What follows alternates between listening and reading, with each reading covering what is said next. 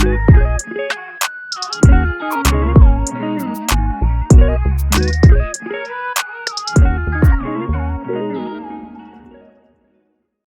guys, this is Lola, but you can call me Lola if you like. Hi, this is Velisa, and you can call me Vels if you want. And this is the Everybody Hates HR podcast. Ready to give your performance and talent management a serious upgrade? Meet TeamFlect, the all-in-one platform built for companies using Microsoft Teams and Outlook. With TeamFlect, you can manage goals and OKRs, run unbiased performance reviews, and share recognition and feedback, all without ever leaving Teams. No more clunky spreadsheets, no more Word docs, and definitely no more chasing people around. As an official Microsoft partner, TeamFlect keeps all your performance management and employee engagement processes right where your team already works. From performance review templates embedded into Microsoft Teams to viewing goal progress inside ongoing team meetings, it offers seamless integration with your Microsoft 365 ecosystem. Organizations all over the world are already powering up their teams with TeamFlect. That's TeamFlect, TeamFlect, because great teams deserve tools that reflect them. Looking to join them? Try it free today at teamflect.com. See how I switched it up? What did you switch up? The Oh yeah, episode 120. I've added so much. It's added. Thank you. So, should we get straight into it today? Let's get straight into it. Talk to me. So, Lloyds Bank, they are on some real big, I don't even know what to call it, but basically, they want to put up to 3,000 employees on a performance improvement plan. And the reason they want to do it is because they are noticing that underperformers have low attrition. They notice they got low attrition, like they're not going anywhere. It makes sense, actually. Yeah, and their attrition in general has gone from being 15%, which they were happy with, to 5%. So not so happy with that. That's symptomatic of some other stuff, which I'm sure we'll talk about. 100%. So yeah, so now they are putting some stern performance management in place and said up to 1,500 individuals can lose their job based on these performance improvement So there's going to plans. be like 3,000 of them around 3,000 that go on, about 50% of them probably going to get cut.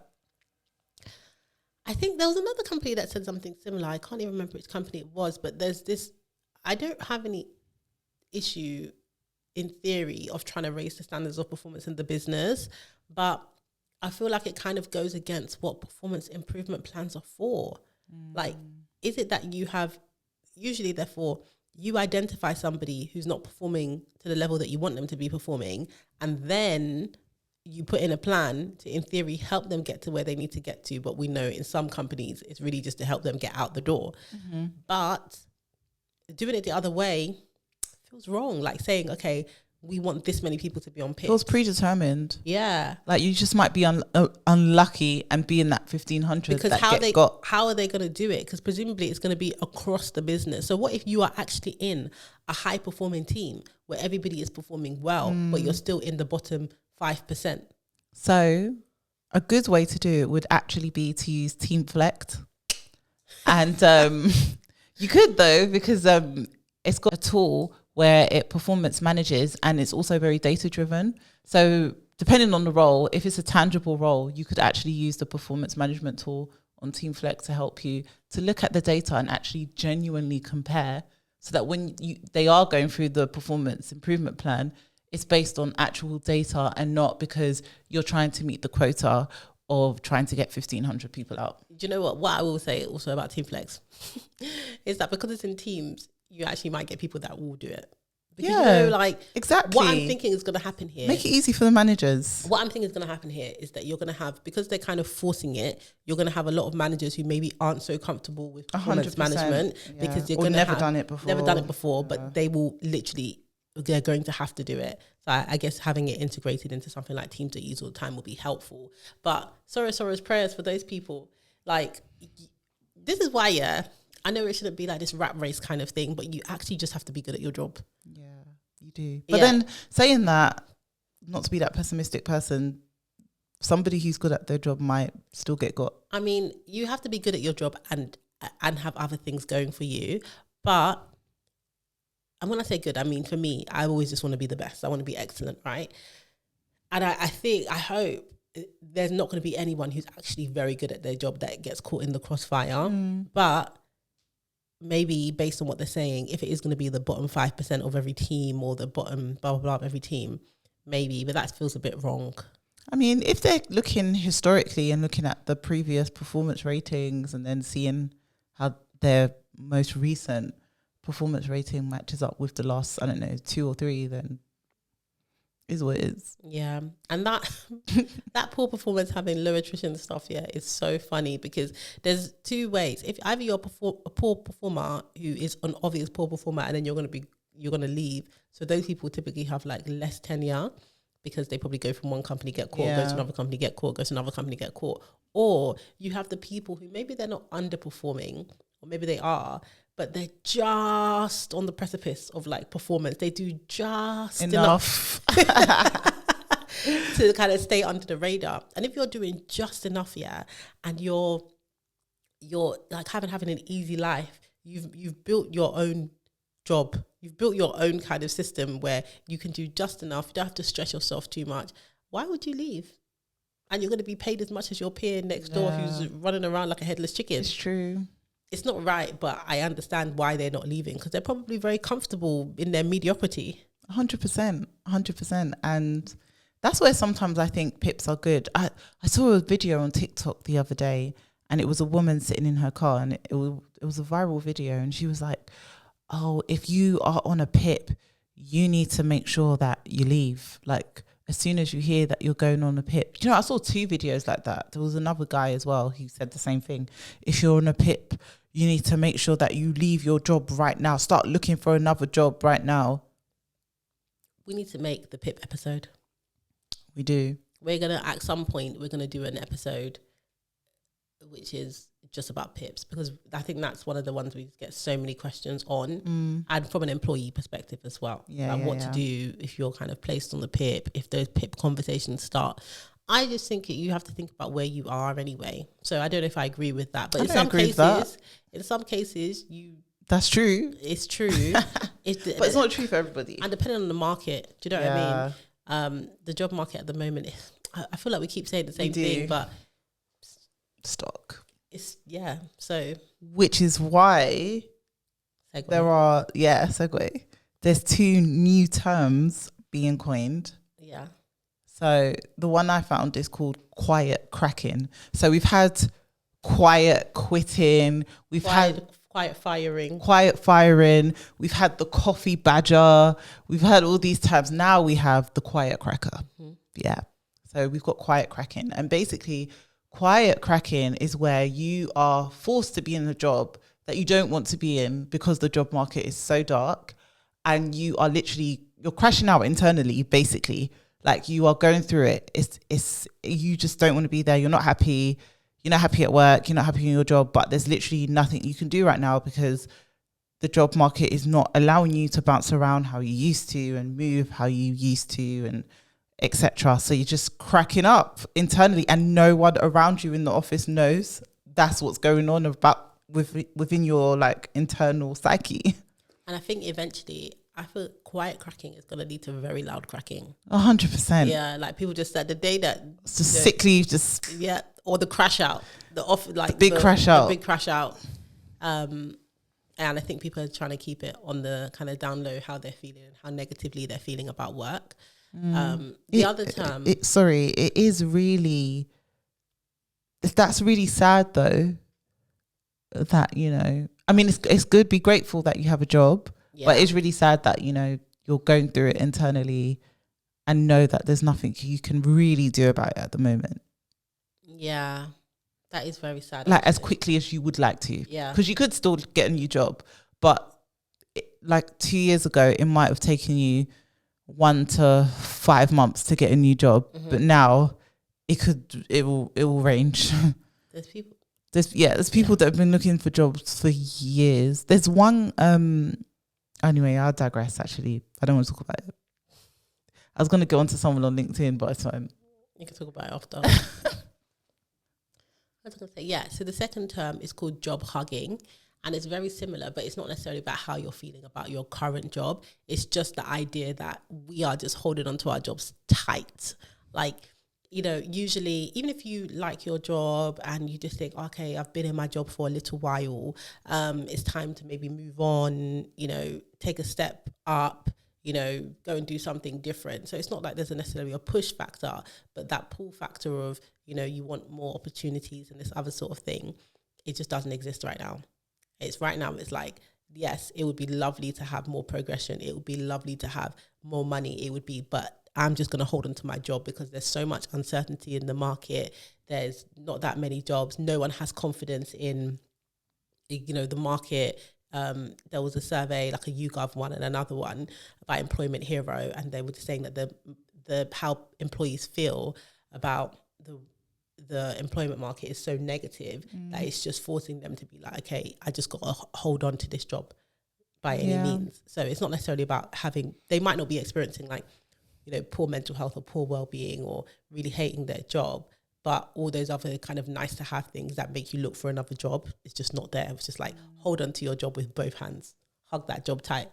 Yeah, I did a video actually not that long ago where I said, you know, I don't know who needs to hear this, but don't quit your job. Please. Like, don't quit it's your not job. the time. Unless you have another one lined up. Or you don't need the money. Or you don't need the money. For a long time. For a really, really, really long time.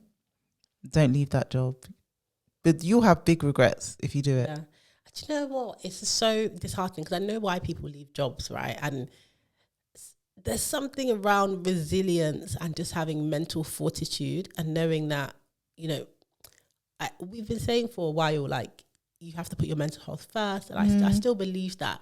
But if there is a way sometimes to work through it, and if you know you're going to leave, you may as well fight on your way out. Not fight anybody in particular, but like, you know, do the things, raise the grievance. Because the reason sometimes people don't want to raise a grievance is because they're worried of how it's going to affect their job. But if the other option for you is to resign because it's affecting your mental health so much, raise the grievance, apply for another job internally. Just ignore them. Do you know what I mean? You can just try everything before you quit your job. Whereas before it would just be like, your mental health is worth more, which is true. But also another thing that will put your mental health in the toilet is being unemployed and having no money. So, you know, they say, pick your heart, choose your heart. Literally. That's what I was going to say about the personal LinkedIn. So they were working for Virgin, and so people might have seen him. He's a copywriter. And he's been unemployed. I want to say it's been almost 2 years now. And he can't find a job. And his latest post was, trigger warning, his latest post was his dad found him on the floor because like he couldn't take it anymore. And he's like challenging people to like basically help him get a job because, you know, he's got so many debts and all of this stuff. And we've spoken about it before, to come on LinkedIn and say that, you know, your dad found you in that way. It's really so sorry that happened. But then also, who's now going to want to employ you? Every time we have one of these conversations, I just feel like, am I a terrible person? No. Even though I know I'm not a terrible person, sometimes I'm like, am I a terrible person? He'd be better off going on TikTok or Instagram and doing a GoFundMe. 100%. He wouldn't even have to say he wants to do a GoFundMe. Someone will start it for him. Someone will suggest it. Like, that would be better, or like, just do something else. Yeah. That reminds me of that thing that we saw on TikTok that we were discussing, and we weren't supposed to discuss it on this episode, but do you remember the details? Yeah. So It was a guy, he just got a new job. He signed the contract, the offer. But basically when he interviewed as a senior X role. Yeah. But when he got the contract, it didn't say he was senior anymore. And he thinks it might be related to the fact that he disclosed that he has, he's neurodivergent. I can't remember what it was, but that he's neurodivergent. So I'll find it. He thinks that's the reason why. But was the money different? I think it was they had offered. I don't think the money was different. Oh, okay. I've got it saved. No, I'll find it. Yeah, I think the role was different, but I don't think the money was different. And he had come to TikTok and said, oh, he doesn't know what to do. if he should accept the role or if he should question it because, you know, it's different, etc. Personally, there's no way you would catch me on this man-made internet, with a job offer where my future employer, potential employer, could see that TikTok for whatever reason and then say, do you know what?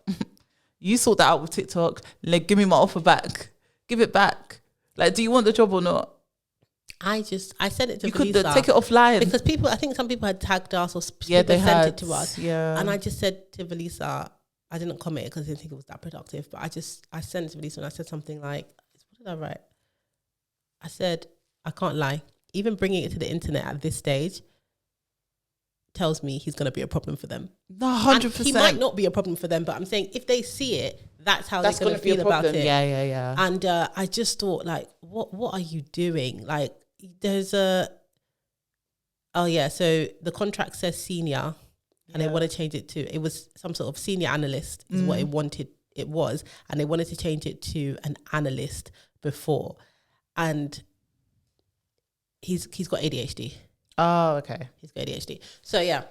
And I just thought, I get it. Like, we're in this era where, you know, we can bring things to the internet. Even us, we talk about stuff all the time. But hopefully you guys have clocked. We don't really talk about what we're doing now. Or, like, maybe I have lots of clients. I might talk about one. But that thing has to be way in the rearview mirror for us to bring it up. And we talk about stuff that's going on with other people. It would be tremendously unprofessional for me to come and say, this is what I'm working on right now. Yeah. And in a way where it could be identified as one of my clients. Or for Velisa to say that. We might talk about stuff that we did a year ago or stuff that other people have sent us for a specific reason. And I just feel like, especially in this market, listen, people are begging for jobs. Like, I'm not saying anyone should be grateful, but the risk of, you know, you having secured a new job and yes, ideally it's not great, that they're changing the job title. To be honest, I'm the worst person for that kind of stuff because I've said it before, you can call me the assistant to the HR assistant if you're going to pay me the right money. Like, I don't care. But coming online with a new employer that doesn't know you very well. Literally. And then complaining and then also accusing them of potentially discriminating against you because you have ADHD before you've set foot. I can't lie. It's problematic. Would you rescind the offer? I wouldn't rescind the offer for that, no, but I would have to speak to the person. Like, but people could find out the name of the company that you're going to be working for, or when you start working there, they'll go and look. It will go on your LinkedIn, yeah. And then now, before you've started, you've already kind of cast doubt on. For all they know, for all you know, it could have been any number of reasons. It could be actually they've realised that they need to have harmony. They should have told him what the reason was. I don't even know if they said something, what they said to him, I can't remember. But it might be that they need to have harmony in the team in terms of the job titles. It could even be that it's not great, but maybe upon reflection and, you know, they've compared him to somebody else. They think maybe he is not a senior. Maybe it was a mistake. Like, there's so many different reasons. I think he actually replied to me because I did comment. Pinned. He pinned it. That's troublesome. That's troublesome. Contract says senior. So the contract does say senior and they want to change it 2 days before. Hold on. We can't give you that role. We have to make it a more junior role. But I've already signed the contract. My name is Ryan. I'm neurodiverse. I've overcome burnout. This has to be a total piss take that I'm about to start a new position and telling me we can't give you that role. We have to give you a different role because HR made a mistake and it was meant to offer you a junior role. Okay, yeah. So he said it's because HR made a mistake and they were supposed to offer you a junior role. They're definitely lying. Like, who? Like, they are. We're not changing anyone's job title for no reason. Literally, I'm trying to find my comment. Oh, here, I found it. I can see it because I think because I follow you. Why can't I see my own comment? I can see it. Okay. You said HR are the scapegoat. Ask them to document via email why it is now a junior role if it was advertised as senior. Ask them the difference between the junior and the senior. Get both job descriptions, compare them. I would say DSAR, but that might start a fire that you before you start. I'm glad that you said that. Don't do a DSAR. So many questions. He said, I asked them to document the reason why during a call I had with them, they completely ignored my request as if they never asked them. I'm so sorry, but... Oh, and my HR bestie is another HR content creator. I said, for the love of God, please call ACAS and get this documented properly. And he said, But take it off your ACAS TikTok. made it clear that this could destroy my career. I don't know who's chatting shit, but it's either him or ACAS with that response. Like, you just need to take it offline. Listen, my truth is that if we offered you a junior, like if we offered you a senior role and the contract, and then we've realized before you started and we've tried to correct it, it's on you to decide, do you want to accept it or do you not want to accept it? That's fine. If you don't want to accept it, Don't take it. You can take it, and we can kind of we can have negative sentiment about our business, which is fine, which will be about us to chop because we're the ones that made the mistake. But don't take the offer. If you want to stay, if you know that you're going to accept it and you're going to join that company anyway, why is it on the internet?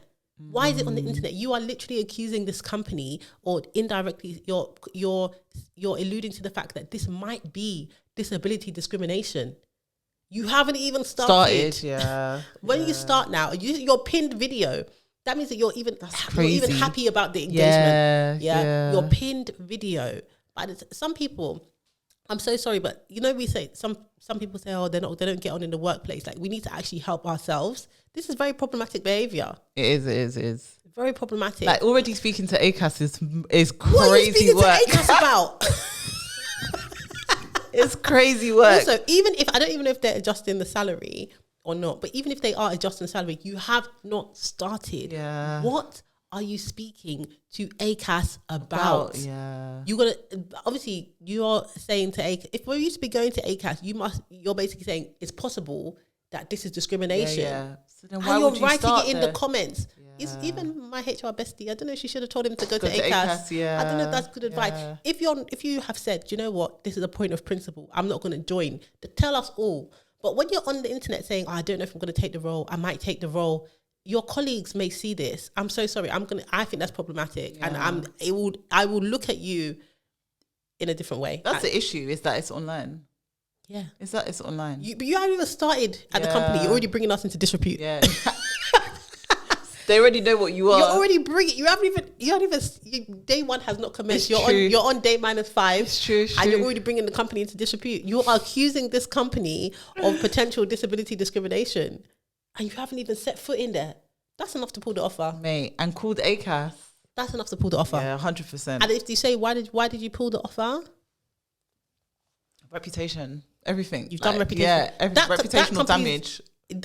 It just takes one person in the comments to do due diligence, or at that company. If he starts at the company, the day he starts and he does his one wicked person goes to LinkedIn and asks the person. And sometimes on TikTok, videos you can have a video and it's finished its engagement, and then it will pick up again and you'll get round 2. Yep. And in that round 2, somebody can see the comment. He'll just forget you. Now you're in the company. You're having a good time. Yeah, you swap numbers with your colleague or your manager. Now they have TikTok. Oh, someone you might know. From contacts. Boom. Also, do you know what? On that, I want to be peaceful. Yeah. Go on. But I'm not going to say any names. I might name them if I know what you're talking about. You don't know who they are. Fine. When I was 26, I moved out of my parents' home. And I started renting. The rental market was better then, but there was a lot of this, oh, you want to live, it was renting a room, innit? You want to live with 5 people and share a room. I'm not doing that. So I found a lovely maisonette in Leighton where I lived. It was a 3-bed, but only one other person lived there. So there was like a spare room.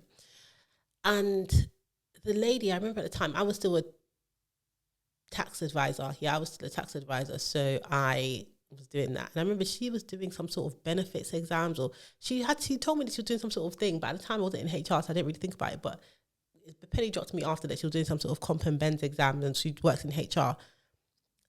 She I don't know, she had lived there for a long time, and then anyway, long story short, she just became a nightmare. She became a nightmare. Like, there was a time I basically said to her, this is how it went bad. I had said to her that some of her hair was clogging we shared a bathroom. Some of her hair was clogging the bathroom. And she said to me, and just gently, you know what I mean? I'm not a problematic person. I was like, I'll just let you know that I've unblocked the shower thing today. When I pulled it out, there was hair in there that had probably been there for years. It was so gross. And I was like, just to tell you that the reason the water was draining slowly in the bathtub, your lights on, just to tell you the reason the water was draining is because there was a lot of hair in there. And she said, how do you know it's not my hair, sis? My hair, your hair. I can tell the difference. I can tell the difference. Like, my hair is literally like curly and it's black, and your hair is straight and it's more blonde. It's not my hair. Even if it was my hair, so what? You know now that it's been blocking it. Like, between the two of us, let's not let it happen. And she was like, well, there was a time when you had cooked some tomato sauce stew. Oh, she tried it? And you left it. There was some... I can accept that. If I put stew on the splash rack, I think that's fine. Do you know what I mean? Like, then she decided after all these years that she needed to save money and she was going to move out. And I hadn't signed any tenancy because it was under her name. So she said, I'm going to move out in February, which basically would have left me to either find a new tenant or pay the rent by myself. And I said, well, then if you're going to move out, I'm going to move out. And I'm going to move out tomorrow because I can go back to my mum's house. And she was like, well, then you leave me with the rent. And I was like, well, you were planning to leave me with the rent. I'm not a bad person, but if you're going to do it to me, do me, I do you. Man, no go vex. So anyway, then we had to be living together for like another 2 months. In that time, she was so rude. Like, I brought people over. She was just awful. She was just terrible. She was awful to me. She was like really like passive aggressive and just horrible. Anyway, all to say, the other day, I see from your contacts following back. Why is she following the pod? Is she? Maybe this is what she was waiting for. No, I'm just like, sorry. In fact, after this, I'm going to block her. She was so rude to me. She was like, she used to say horrible things to me. When I had friends over, she was like blanking them. I also thought, I started to think she was maybe a bit of an alcoholic as well. She would drink like so much wine. But anyway, she was awful to me. And I just remember like, I was just my first time living outside of after uni, first time living by myself. She kind of made it seem like it was her space. I didn't even go in the living room. She was by the way, really? She was much older than me. I was 26, she was 39. Oh. And I just remember thinking like, she just made it so hellish to live there. And that's why I was like, okay, well, actually, I'll take the opportunity and I'll move out sooner. And I just think, so you're watching me. She's like 50 now. She's older, yeah. So I'm just like, what? Like, I saw her and I'm like, upon all the insults that you put on my head and the way I was gently behaving and so many microaggressions, by the way, so many microaggressions. There was a time when I came to talk to her, she started flinching, like I was going to beat her up. Like, anyway. Should have. I believe in violence, to be fair. But anyway, she follows the pod. And I was just like, what? There's another person. Anyway, maybe if I can help people, I don't know. I'm trying to be peaceful about it because I was going to block her, but I thought that's not our ministry in it. But I just couldn't believe it. I'm like, people don't have shame. And I don't delete anyone's number, so that's why it came up from your contacts. Yeah. But that's what can happen to your point. Like, the manager could be like, oh, people I know him. What? Oh my gosh, let me take this to HR. Look what he's saying about us online. He's spoken to ACAS about us, HR. The whole workplace TikTok thing has to end. I have another one, which was like a client of mine, and somebody sent me a video about a girl complaining about her employer and how they didn't pay her correctly. And then I looked at the person and I was like, this person is from a client of mine. I sent it to the founders. I said, have you seen this video? And the founder was like, no. And it hadn't got that much engagement, but I promise you, because I was partially working for the company at the time, I was able to look at the video and say, this person is lying. This person is lying. And obviously, I remember this. Yeah, there's people in the comments like, oh, you should sue, you should go here, you should go there, you should do this, you should do that. And I was looking at it thinking like, when you see people complaining on TikTok, more time I'll believe them, because why would you come on and like, but this person was lying. And that's what I thought. It was a scheme. That Todd set up. But she was lying. And I was so shocked by it. I was just like, oh my gosh, so people actually just come online and lie. Yeah. And I would never know, except the fact that I know this company and I know how it works and I know the specific details around this particular individual. And I was like, wow, so people just come on TikTok and lie. But even that's why you shouldn't do it. Because like, HR also have, like, they could be watching. I was really shocked. Like, I know people lie on the internet, but sometimes I've never seen lies like these ones. Like, people will tell you things happen adjusted, like literally completely fabricated stories. Lying on Beyonce's internet is crazy. It's crazy. But yeah, people need to stop bringing stuff to the internet, because when it has like a backlash, then it's not good. It gets long. It is. It's long. Did you have a case for us? I do have a case. It is AA recovery. Mm-hmm. So, breakdown of cars and all of that. And it happened in Enfield, actually. So North London, yeah. So you know that place. London. No, my husband's from Enfield, so. But I'm always like, that place is ghetto as well. People want to talk about South, but I'm so sorry. There's parts of North London and East London I actually that this little like, side. Do you know who I love? I love our TikTok South babes. me too. So Kimberly, Yeah. Shellen. One I'm missing. Who you missing? Kimberly, Shellen, Rita. Rita B. Rita B. Yeah. Good South Yeah. London babes. Yeah, like Always repping. We I'm love so them for that. sorry. Like South London is gorgeous. Like, Literally. some Like, of the other places, it's just the capital.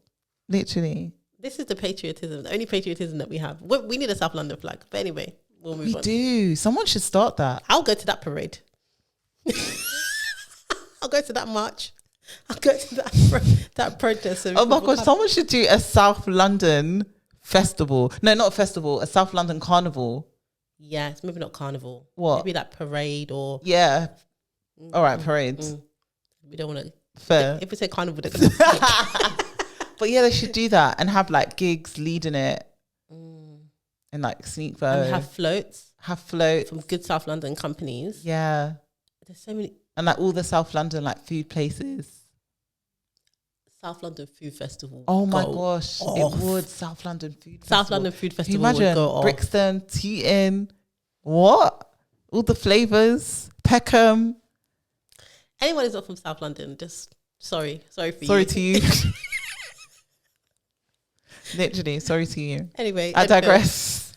So yeah, so AA was in an Enfield warehouse and there was an individual called Adrian. And Adrian had only been there 1 month. So he was not there a long time. He was on probation at the time. And he was a driver. So he was a recovery driver. And he obviously had to work with the dispatchers and the managers over the phone, so that obviously as a recovery driver, he would know where to go and what was going on, etc. So there was one phone call that he had, not entirely sure of all the details of the phone call, but basically it was between Adrian and two individuals called Lyndon and Greg. Don't know why I remember that, but I do. And Does Lyndon give you Caribbean vibes? 100%. Okay, Yeah. And one was a manager and one was a dispatcher. So he's talking to them about whatever car has broken down. And Adrian is not happy about the information that he hears. And he basically shouts and swears at the two individuals on the other end of the phone. And he says something along the lines of, I hope to God that I never meet this manager.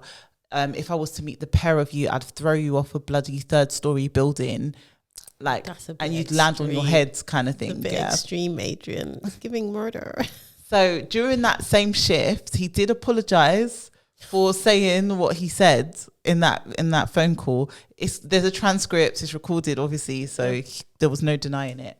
And then the following day, he has a meeting, a probation meeting with his manager, because obviously he's been there literally a month. And his manager says, you know, he heard about what happened, etc. And Adrian explains that he has autism and the way that he processes information sometimes can lead to a meltdown. And the way he described it was his autism can flare up and that causes him to kind of like lash out. And instead of his manager kind of, you know, being like, okay, like, is there anything that we could do to stop this happening again, because it can't happen again, it's wrong, etc. His manager dismissed him in that meeting. And Adrian was like, you know, I apologized, same shift, etc. But no, and his manager basically explained to him that nobody should have to come to work with the risk of being sworn or shouted at. I know that's right. Yeah, so he was dismissed, and Adrian took it to employment tribunal for disability discrimination. And he won. And the reason he won was not because he was actually dismissed. It was because AA couldn't provide any evidence to show that they had put any reasonable adjustments in place for him. They hadn't, yeah. For when stuff like this could potentially happen. And they knew he was autistic. And they knew, yeah. So because of that, he won £20,000. Do you want to hear my truth? Hey, what's your truth? You know, I said a lot of managers don't care because it's not, the money doesn't come out of their pocket. My truth is I would have dismissed him too. And that's for you to deal with HR. If I'm the manager, I'm going to dismiss you because I actually don't want to deal with you. Like that sounds If that's really gonna bad. keep happening. But number one, that's a very extreme thing to have done. Yeah, it reminds me of that case in obviously a different type of harassment and stuff. But there was a case in Sainsbury's where that man had a head. Remember we talked about it ages ago. He had a head injury, and a female member of the team had bent over and he had like groped her bum. Oh yeah, and he won because he had a head injury, and they hadn't they hadn't taken the fact that he had a disability now. And I'm the same as that person. I would have dismissed that guy as well, because sometimes you just have to take the L. Maybe I would have settled with that person, because actually if you're telling me that you have your autism can flare up, I don't know if that's how it works, but your autism can flare up and then this is a potential consequence. Realistically, I still sorry about that, but I just still don't want you in my team. If that is potentially going to happen. Obviously, it's better to think, hey, are there reasonable adjustments that would stop this from happening? And I don't know if this is, I'm not talking as a HR person, I'm talking about as a manager. As a HR person, and just as a human being in general, I understand that obviously everyone deserves the right to be able to work in a place and have, the reasonable adjustments which enable them to thrive. But people are selfish. And actually, do you want somebody in your team where there is a risk that this kind of stuff could happen again? Even the guy with the head injury, I don't care. I don't want somebody in my team who is actually, and that was him, it wasn't a one-off thing, right? Who's going to grope women, who's going to make lewd comments. There's nothing that you can do to make me keep that person in my team. I agree with you, but I think there might be an element of, because I see it with managers, they think probation is like a get out clause. They think because the person's on probation, there is zero risk involved. And even some HR people even think, because they're on probation, there is zero risk involved. And that's just not always the case, Yeah, I would have just settled and taken it out. I'm just going to be honest. And also managers, because they're not, like, as I said, the money that they take at employment tribunal, it doesn't come from their pocket. A lot of the time it doesn't come back to them because the decisions are signed off by HR. Obviously, if I'm the HR there, I'm probably going to be like, okay, what happened? Once he made a disclosure or he has raised that, then obviously I'm probably going to take the necessary steps. But I also understand why the manager, of course, doesn't want that. Like, I'm sorry, obviously I'm a woman, right? If I have a man in the company shouting, who I'm doing my job, you shout at me, you tell me, if you ever see me, you're going to dash me out of a third story building and I'm going to land on my head and basically break up myself and die. Also, like, even being a recovery driver, you're on the road, like you're with customers. Do you know what I mean? Like it's risky. No way, exactly. Yeah. Like, but even if I'm the colleague, listen, oh God, if a man said that to me at work, I'm not coming back. You are not gonna. Obviously, I think he said it to men, right? But even then, I am not coming back to work whilst that person is I'm potentially gonna have to interact with that person. Yeah, no. I'm sick. I'm taken to the bed. I need a duvet day. You think you're gonna abuse me at work? I'm gonna come back? No way. That's unacceptable. I'm raising a grievance. Like, everything is happening. So that person basically said he would kill you. Basically. I don't care. That's my truth. I don't care. Yeah, I hear that. Don't care. But I'm glad that he got his money, because it was discrimination. It was discrimination. It was discrimination. But I can't say that I would not blame anybody. But yeah, HR should have done something. But I completely understand why they believe that is unacceptable behavior. Yeah. Crazy. Dash you out of the and make you land on your head. That's crazy. It's such it's very very specific. That's it is, isn't it? Yeah. It wasn't like sharp like that. It was like, I'm gonna go to the third, not a second, not third. That's not high enough. It's saying I need to be at least on the third, so that when you drop down, I know that you have no chance of survival. Like, it's too specific. It's too specific. If he was like, don't let me catch you on, don't let me catch you. Yeah, it's true. No. It's too specific. He said that you're going to land on your head. And in my head, I'm just imagining someone hanging me from my foot. Literally. That's mad. That's crazy. It's very scary. It is scary. But yeah, that's the case. Okay. Hopefully that doesn't happen to anybody. Yeah, God forbid, guys. Yeah. Oh my gosh. Yeah. No. I think that's everything that we have time for. Yep. Cool. Like, comment, subscribe. This episode was brought to you by Team Fleck. Try it now for free at teamfleck.com. That's a wrap, guys. Bye.